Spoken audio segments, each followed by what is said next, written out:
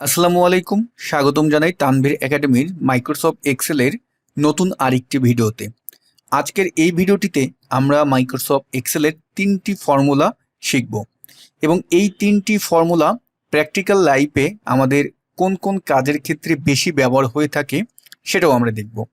তো প্রিয় বন্ধুরা, ভিডিও শুরু করার আগে আপনাদেরকে একটি অ্যানাউন্সমেন্ট দিচ্ছি। আমাদের Microsoft office basic to advance online live কোর্সের নতুন ব্যাচের ভর্তি কিন্তু শুরু হয়ে গিয়েছে। যারা ভর্তি হতে চান এই ভিডিওর ডেসক্রিপশন বক্সে দেখবেন আমাদের কোর্সের লিঙ্ক দেওয়া আছে। সেই লিঙ্কটিতে যদি আপনি ক্লিক করেন তাহলে আমাদের কোর্স সম্পর্কে সকল তথ্য আপনি পেয়ে যাবেন। অথবা ভিডিওর স্ক্রিনে আপনি যে পোস্টার ইমেজটি দেখতে পাচ্ছেন সেই পোস্টার ইমেজটিতে আমাদের একটি নাম্বার আছে। সেই নাম্বারটিতে যদি আপনি আমাদের কোর্স সম্পর্কে জানার জন্য ফোন করেন, আমরা আপনাকে একটি SMS এর মাধ্যমে আমাদের কোর্স সম্পর্কে সকল তথ্য জানিয়ে দেব। অনুগ্রহ করে এই নাম্বারটিতে কোর্স বাদে কেউ ফোন দিবেন না। তা চলুন আজকের ভিডিওর টপিকে চলে যাই। প্রিয় বন্ধুরা, আজকের ভিডিওর প্রথম যেই টপিক অর্থাৎ যে প্রথম ফর্মুলাটা আমরা শিখব সেটা হলো ইডেট।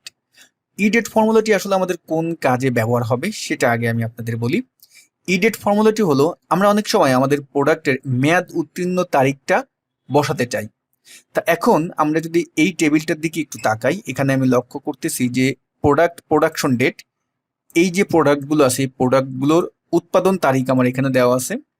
এখন আপনি উৎপাদন তারিখ থেকে এইগুলোর কি করতে চাচ্ছেন, একটা মেয়াদ উত্তীর্ণ তারিখ ফিক্সড করতে চাচ্ছেন।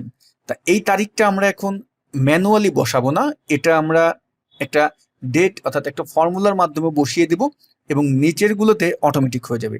তবে এই ক্ষেত্রেও অবশ্যই লক্ষ্য রাখতে হবে আপনি এইখানে যে প্রোডাক্টগুলো আছে এই প্রোডাক্টগুলোর সাথে আমাদের যে মেয়াদ উত্তীর্ণ যে তারিখটা আমরা বসাবো অর্থাৎ যেই ডেটটা বসাবো সেই টাইমটা কিন্তু সেম থাকতে হবে প্রত্যেকটা প্রোডাক্টের ক্ষেত্রে। এখন আমি এখানে আসি, এসে আমি যদি ই ডেট ফর্মুলাকে কল করি, ই ডেট ফর্মুলাকে কল করলাম, দেখুন এখানে বলতেছে স্টার্ট ডেট, আপনি কোন তারিখ থেকে মেয়াদ উত্তীর্ণ তারিখটা সেট করতে চাচ্ছেন। তা আমি এই তারিখ থেকে, এটা হলো আমার উৎপাদন তারিখ, এখন আমরা কমা দিলাম এবং মান্থ, অর্থাৎ আমরা যে মেয়াদ উত্তীর্ণ যেই তারিখটা বসাবো এটা অবশ্যই আপনাকে মাস হিসেবে তৈরি করতে হবে অথবা দিন হিসেবেও আপনি তৈরি করতে পারেন। তো এখানে যেহেতু মাস দেওয়া আছে, আমরা যে কাজটা করব, ধরুন এই যে প্রোডাক্টটি আছে বা নিচের যে প্রোডাক্টগুলো হবে এটার প্রত্যেকটার মেয়াদ উত্তীর্ণ তারিখ হবে 24 মাস। আমরা এখন যদি 24 দিয়ে ব্র্যাকেট ক্লোজ দিয়ে এখন যদি ইন্টার দিয়ে দিই, এখানে আমাদের একটা কোড চলে এসেছে, কোনো টেনশনের বিষয়ই নেই। এটা সিলেক্ট করে চলে যাবেন হোম মেনুতে, সেখান থেকে নাম্বার গ্রুপে এবং এই যে বক্স আছে এখান থেকে আমরা করে দিব কি শর্ট ডেট, তাহলে আমার তারিখটা এখানে চলে আসলো। এখন এটাকে যদি আমরা ড্র্যাগ করে নিচ পর্যন্ত নামিয়ে দিই, আমরা দেখতে পারতেছি যে প্রত্যেকটা প্রোডাক্টের সাথে অটোমেটিক আমাদের কি হয়েছে 24টা মাস যুক্ত হয়ে গেছে।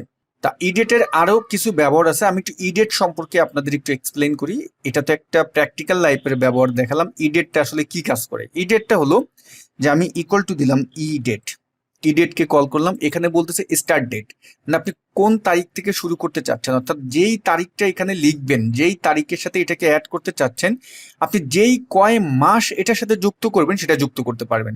যেমন আমি যদি এখন এই তারিখটা স্টার্ট করি, এখানে 23 তারিখ আমি এটা সিলেক্ট করলাম এবং এটার সাথে যদি 1 মাস আমি অ্যাড দিই, 1 দিয়ে ইন্টার দিই, এখন এখানে আমার এটা চলে এসেছে, আমি ডেট ফরম্যাটে নিয়ে আসি, দিয়ে দিলাম।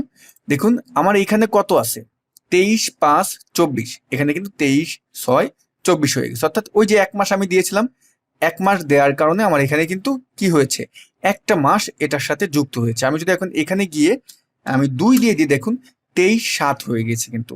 ওকে, আমি এখন এখানে যদি 0 দিই তাহলে কি হবে, এটা তো প্রশ্ন আসবে। 0 দিয়ে যদি আমি ইন্টার দিই তাহলে কিন্তু আমার সেম থাকতেছে, দেখতে পারতেছেন।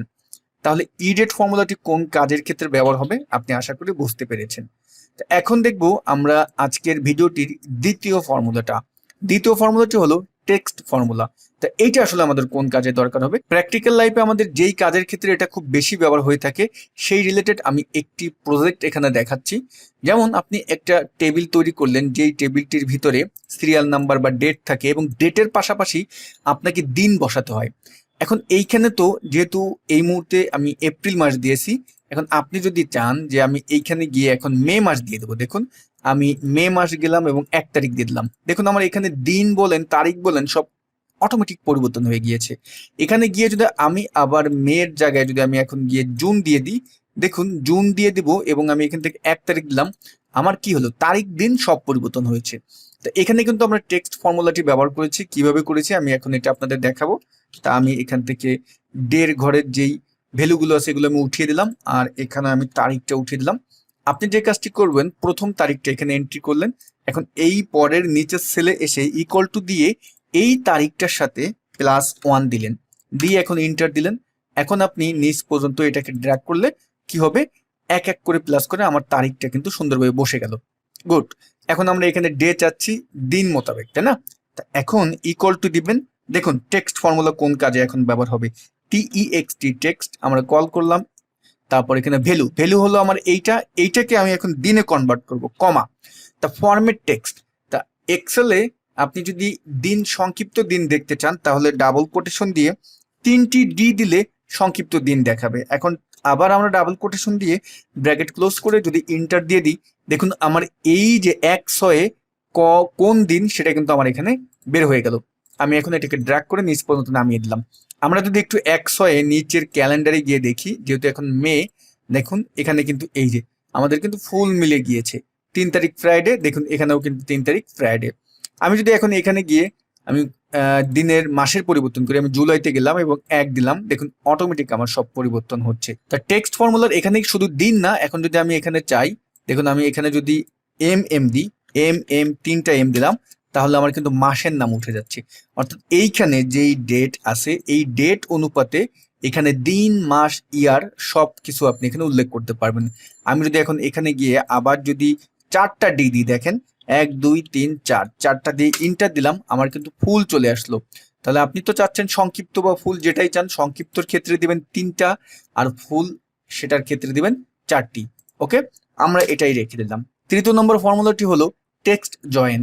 তা টেক্সট জয়েন্ট আসলে কিভাবে কাজে লাগে, ধরুন আপনার কাছে একটি টেবিল আছে বা আপনি একটি ডাটা পেয়েছেন, সেখানে first name, middle name, last name এইভাবে দেওয়া আছে এবং প্রত্যেকটা এগুলো আলাদা আলাদা কলামে দেওয়া আছে। এখন আপনাকে আপনার সিনিয়র বললো যে এগুলোকে তুমি একটা একটা জায়গায় ফুল নেম, এই যে পার্ট বাই পার্ট দেওয়া আছে ফুল নেমটা তুমি এখানে অ্যাড করো। তাহলে এখন আমরা কিভাবে অ্যাড করব, তো এই ক্ষেত্রে আমরা টেক্সট জয়েন ফর্মুলাটি খুব সুন্দরভাবে ব্যবহার করে এটাকে অ্যাড করতে পারি। যেমন আমরা এখন ইকুয়াল টু কে কল করলাম, TEXT টেক্সট জয়েন, এই যে নিচে চলে এসেছে, এটাকে কল করলাম। এখন এখানে বলেছে ডেলিমিটার।